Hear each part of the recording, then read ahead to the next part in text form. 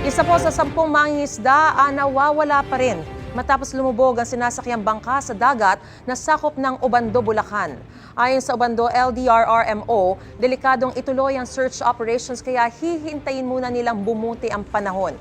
Pabalik na raw ang mga mangingisda mula sa laot nang hampasin ng malalakas na hangin at alon ang kanilang bangka.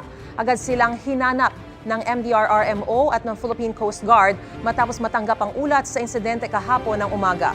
Siyam sa mga mangingisda ang nailigtas. Ipina-check up at nakauwi na sila. Sa barangay Panghulo naman, gutter deep ang baha sa ilang kalsada.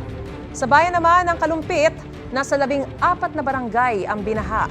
Kabilang dyan ang barangay San Miguel at barangay Maysulao, kung saan hindi pa rin humuhupa ang baha hanggang kagabi. Binaha rin sa ilang kalsada malapit sa isang mall sa bayan ng Marilao. Nakadaan pa naman ang mga motorista. Hindi naman madaanan ang Makaiban Bridge sa bayan ng Santa Maria dahil sa taas at lakas ng agos ng baha.